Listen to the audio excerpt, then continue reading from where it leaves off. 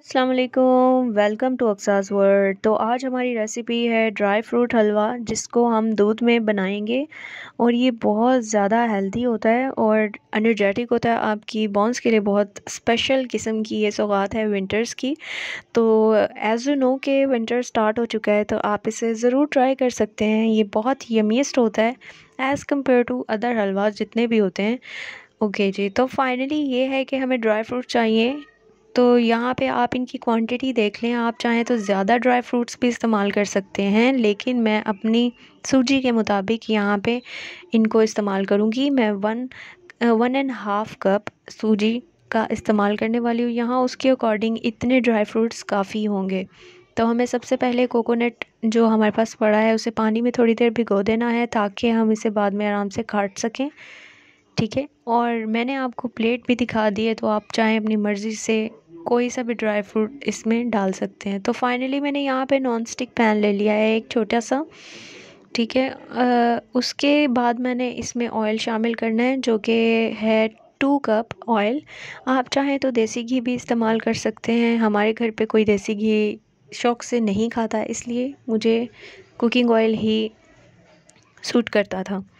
जब भी non stick आप यूज़ करें तो आपके पास लकड़ी का चम्मच होना चाहिए, क्योंकि दूसरा होगा तो वो इसका नीचे का बॉटम ख़राब कर सकता है। अच्छा जी, यहाँ पे मेरे पास सूजी थी, इसे 2-3 बार साफ़ करने के बाद अच्छे से 1.5 मतलब 1.5 कप सूजी थी मेरे पास, मैंने ऑयल में शामिल कर दी है और इसको ब्राउन करना शुरू कर देना है, क्योंकि ब्राउन होगा तो इसका मतलब है ये अच्छे से पक गया है।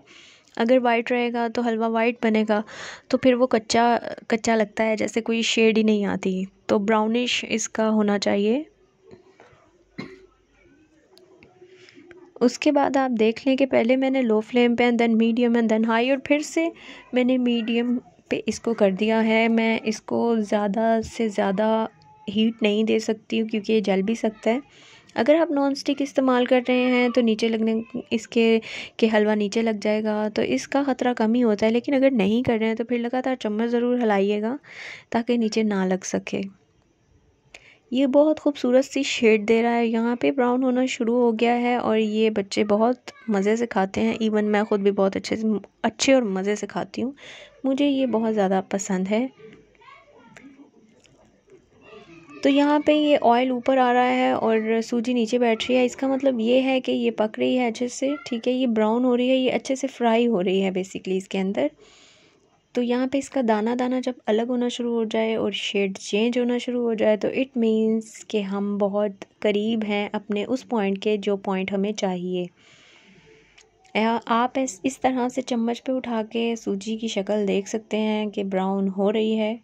ठीक है, हमें ऑयल ज़्यादा इसमें इसलिए इस्तेमाल करना था, क्योंकि अभी हमने सूजी को इसमें ज़्यादा ऑयल में फ्राई करना है और उसके बाद दूध में। तो यहाँ पे मग मेरे पास है एक, अगर मैं इस तरह से बताऊँ तो 2 टी कप है मेरे पास। ठीक है, और फ़िलहाल अगर दोनों को एक साथ मैं शामिल करूँ तो ये एक मग बन जाएगा। लेकिन आप जज्बाती बिल्कुल भी नहीं होइएगा, आप थोड़ा थोड़ा करके दूध को शामिल करना है। बॉयल्ड मिल्क है ये, एक साथ सारा डाल देंगे तो वो एकदम से खीर की शक्ल देगा। थोड़ा थोड़ा करके डालिएगा।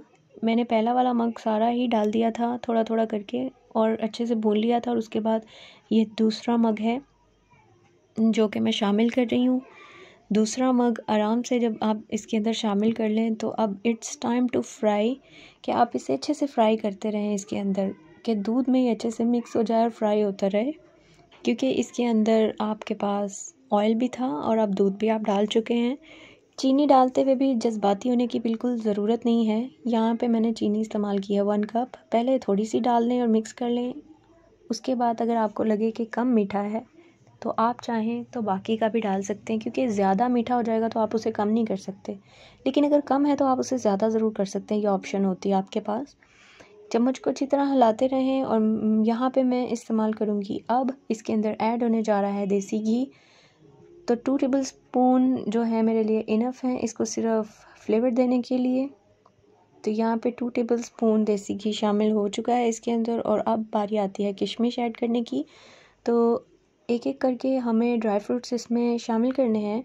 तो सबसे पहले बारी आती है किशमिश की और मैं इसे अच्छे से अब भूनूंगी। दूध हमारा खुश्क हो चुका है और इसमें जो है नज़र नहीं आ रहा। तो अब हमारी बारी आती है इसको इसी तरह से मिक्स करते हुए इसके अंदर चम्मच चलाने की। जब आपको आपके हलवे की साइड्स जो है देगची से ना लगे तो समझ जाइएगा कि ये बन रहा है, पक रहा है। ठीक है, यहाँ पे मैंने जो ड्राई फ्रूट्स दिखाए थे आपको, मैंने छोटे छोटे काट लिए हैं, अपने पास रख लिए हैं।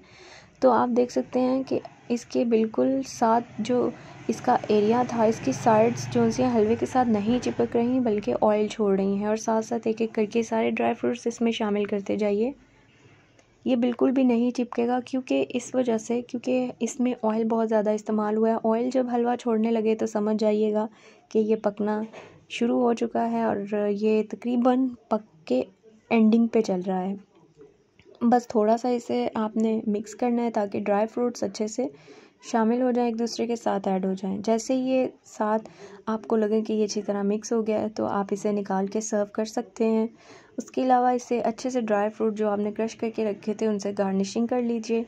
तो ये बहुत ज़बरदस्त और मज़ेदार हलवा बनता है जो कि ऑलमोस्ट सभी पसंद करते हैं और ये मेरा भी बहुत फेवरेट है।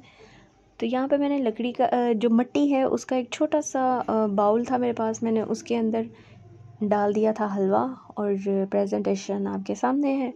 सो फाइनली आज हमारा ये हलवा बन गया और कंप्लीट हो गई रेसिपी। तो इसे ज़रूर लाइक कीजिएगा, बनाइएगा और अपने विंटर को एंजॉय कीजिएगा। आप चाहें तो इसे ब्रेकफास्ट में भी यूज़ कर सकते हैं, 2 tablespoon and with half cup of milk. तो अपने विंटर्स में इसे एंजॉय कीजिए, गर्मा गर्म हलवा खाइए और मुझे अपनी ख़ास दुआओं में याद रखिए। तो इंशाल्लाह न्यू रेसिपी लेके फिर से हाज़िर होंगी। तो नेक्स्ट वीडियो में मिलते हैं। अल्लाह हाफिज़।